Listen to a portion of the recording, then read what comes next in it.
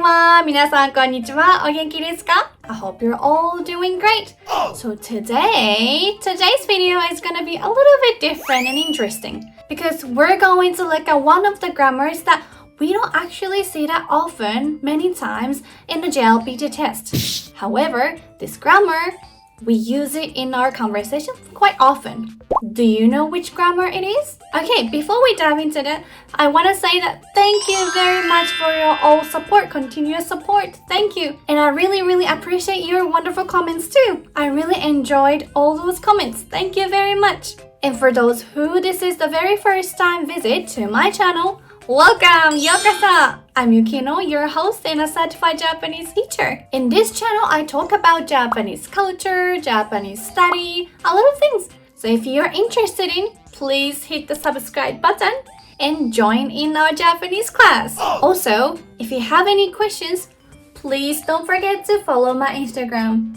Because on every Friday, I post a story for you guys to drop any questions that you have in your mind. And then I'll answer those questions. So please follow my Instagram too. Also, these days, I've got a questions that which textbook should I use for JLPT, conversation, Kanji practice? I have some recommendations, so I put some links for textbooks in the description below. So if you have a chance, please look through and I'm really happy if I could help you out a little bit. Okay, so let's talk about the grammar. So today, I would like to introduce this grammar. Something sugi desu. Something sugi. Do you know this grammar? So this grammar, we don't actually see it in JLPT test. However, I use it quite often in a conversation. And I hear a lot of sugi desu in a conversation too. So I'm gonna introduce. Please remember, because it's very useful.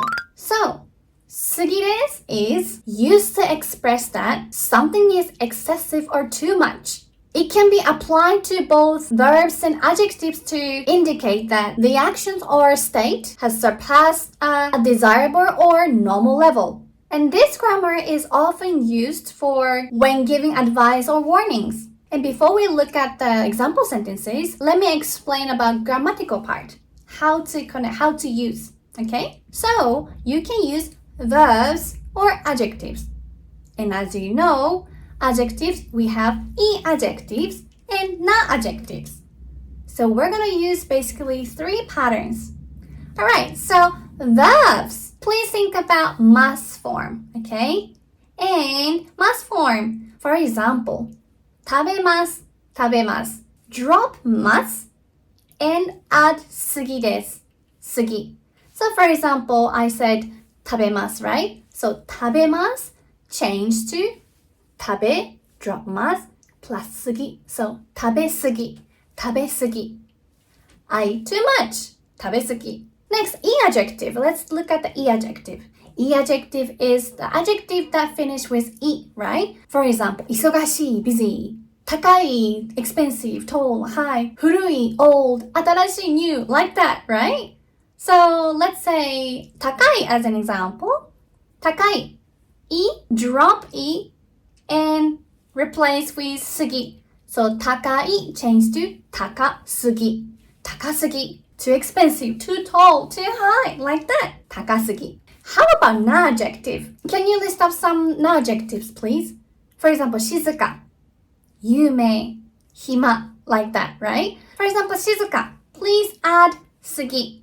So for example, 静か, 静かすぎ. 静かすぎ. Too quiet. Alright, so now let's look at the example sentences.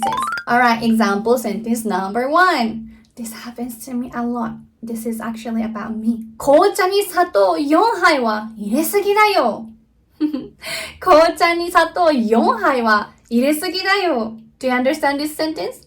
So 紅茶, black tea, right? English tea.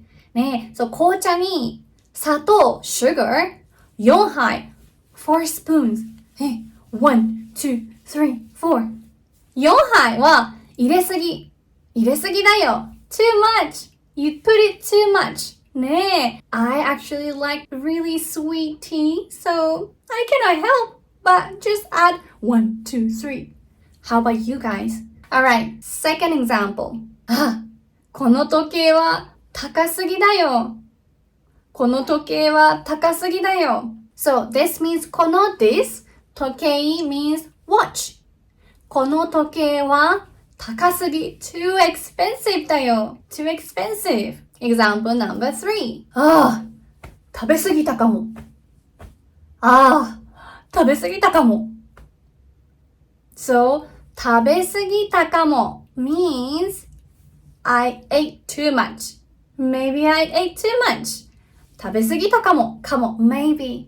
ねえ、食べ過ぎたかも。Okay, I have a question. How many plates of sushi can you eat in the sushi train, like 回転寿司? I eat around 7 plates on the plate. Usually, there are 2 sushi. So, I would say 7 times 2, 14 sushi. ね、I eat 14. How about you guys? What is your maximum? Can you eat more than 7 plates? Please let me know in the comment down below. I'm excited. I want to know. Alright, thank you very much for watching this video. There are more grammars that we use in a conversation, but we don't see that often in the test, JLPT test. And I'll continue to upload these kind of videos. So if you like this video, or if you're interested in learning more of these grammars and vocabularies, and maybe kanji as well, please give me a thumbs up and subscribe to my channel. I'll see you next time. Bye bye!